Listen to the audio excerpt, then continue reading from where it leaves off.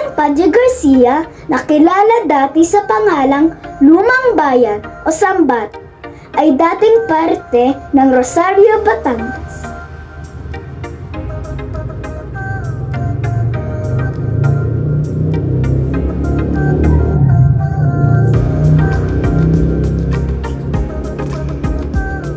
Ang pangalan ng Padre Garcia ay hinango kay Padre Vicente Garcia na naninirahan sa Barangay Maugat.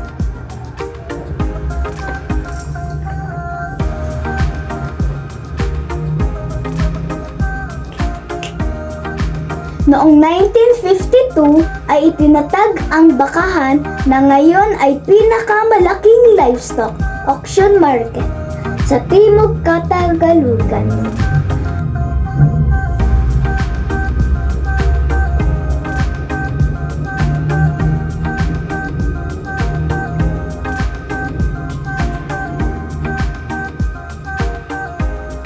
Mayroong 18 barangay ang Padre Garcia. Ipinagdiriwang ang taon ng pagkakatag ng bayan tuwing Disyembre 1 kung saan ang kabakahan ay nagpapakita ng mayamang turismo at pangunahing pinagkakakitaan ng mga taga rito.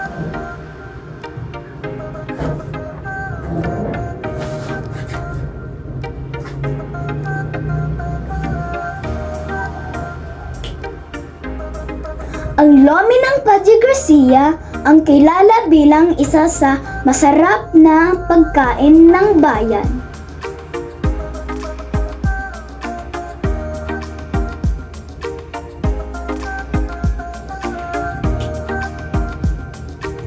Tamoys at AA's lomi.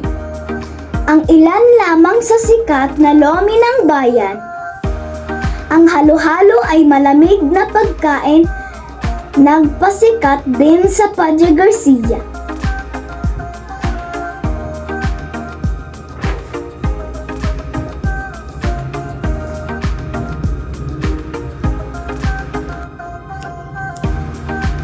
Sa kabuuan, ang bayan ng Padre Garcia ay may natatanging sining, ang Kabakahan Festival.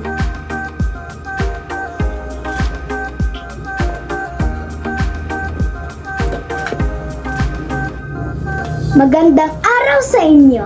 Ako si George Dombert R. Makalintal, ang inyong lingkod na tagapagpahayag ng Padre Garcia, Batangas.